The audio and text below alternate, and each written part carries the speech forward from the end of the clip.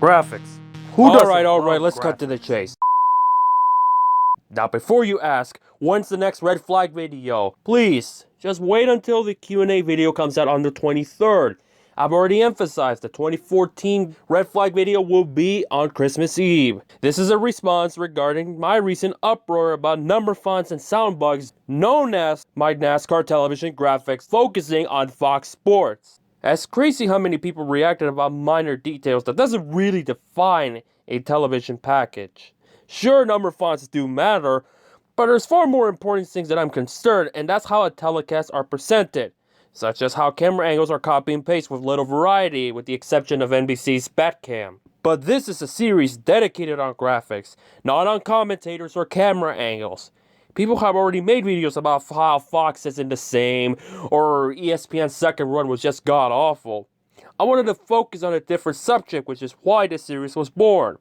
Some enjoyed, as I would like to call it, my angry video game nerd, or wrestling with regret inspired rage, that just isn't seen on NASCAR themed channels here on YouTube. However, for the next few minutes, I'll give you my serious opinion on topics that was overshadowed by that rage that I made in my last video. Let's begin with the sound bug package from 2006. When I came up with this video, I already knew some people liked the short-lived package, and I don't have an issue on those opinions at all. It's just that when I was a kid, I just wasn't too crazy about the overhaul, and I would have preferred that the continuity from 04-05 stayed with the ticker. If you just only change the ticker and the starting grid, why not just change everything else so it looks clean and consistent? Just make it cleaner. Don't keep like the 04-05 graphics on some of them and then just have the new ones on other stuff. It's just inconsistent. I will say this, had it stayed a little bit longer, I would have been okay with the change, just like the 2014-2017 package did for me. Now, as far as the sound bug is concerned, it was a bit excessive and dramatic. Admittedly, the more I hear it, I can no longer escape it, and it got to the point I just say, screw it. It's not a big deal. Still annoying, but not as much as it used to be. You get over this kind of stuff when you spend tons of hours of editing a long video. Especially editing sports highlights video, and I know where I have to fix some sounds or extend it so it sounds fluidly. Because if you have a jump cut on audio, it just sounds bad. There's your lesson for today, by the way.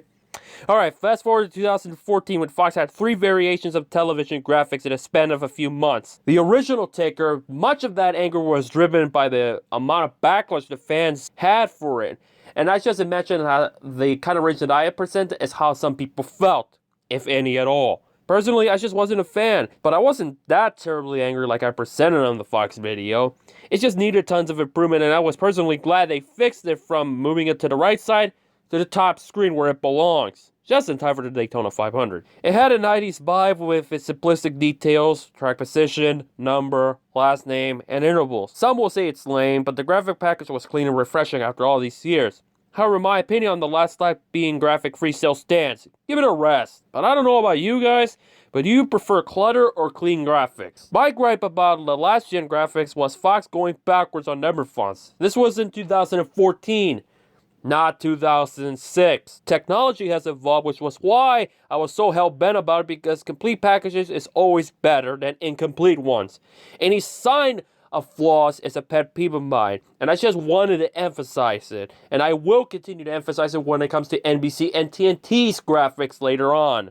I know it takes time to develop number fonts on tickers, which is why I went with the Boyer gag, because it was not only true when he actually drove the 5-hour energy cars, it was inconsistent. It was just the one for Michael Walter Racing instead of H. frickin' Grace Scott. But, again, in the words of Batista, I must deal with it. While a qualifying ticker takes too much space, it's just qualifying, really. It's just qualifying. Now, if it was during the race, I would have hated it a lot more than the one they used in the Sprint Unlimited and Budweiser Duels from 2014. Can overlay presentation be clean and or consistent for once? I guess not for qualifying. Again, this is constructive criticism, and I wanted to push those boundaries on certain details that isn't noticed by viewers other than myself, and apparently others based on the comments. The recent the graphics, the more likely I'll be critical. Look at the stage winner indicator from 2017.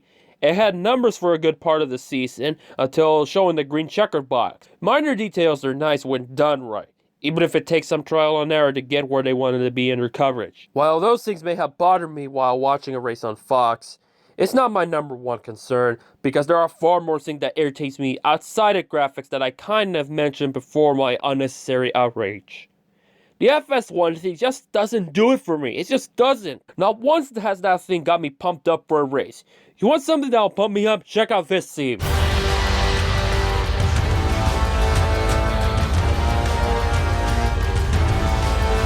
Now tell me that doesn't give you an adrenaline rush before watching a race. Now this FS1 theme is a hell of a lot better than the one we hear on NASCAR covers, that is for sure. Give it a listen.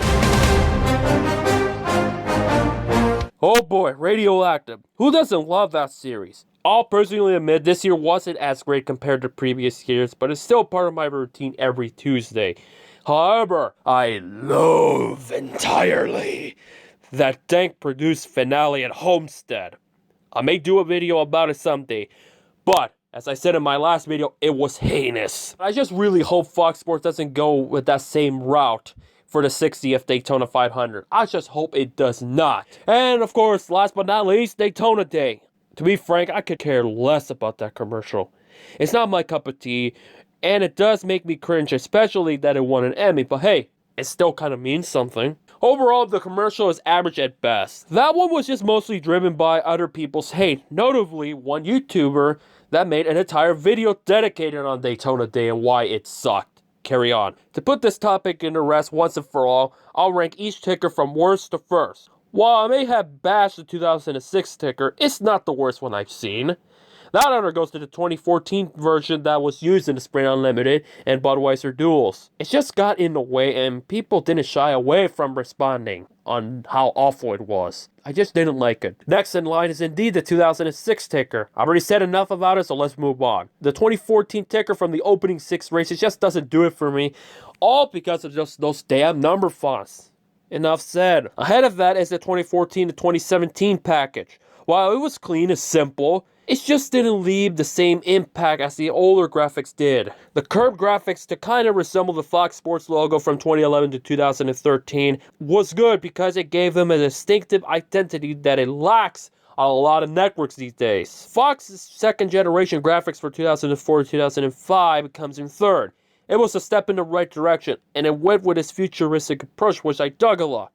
It was one of the better ones I've seen across all networks since 2001, but it doesn't take top billing. When it comes to my favorite Fox ticker, I had to put 2001 to 2003 in second. Part of it was nostalgia, and part of it was putting tons of effort into their package, but the 2007 to 2010 one just takes the cake for me. Say what you want about the many variations it had on the final lap, but at the peak of my fandom, it just looked great visually. Those stuff are key when it comes to graphics. While the first one they used also applies, the 2007-2010 graphics just looked a little bit cleaner. And yes, I'm not considering that gopher into the equation. That'll do it for this response video, so until we meet again, if you want to throw in some questions for my upcoming Q&A video, feel free to ask them, and I'll answer them when it's uploaded on the 23rd. For those again wondering when my next red flag video will come on, it will be on Christmas Eve. In the meantime, hope the TBS video, which should come out in late January, is more subdued. But again, no graphics are safe. For now, I'll catch you later.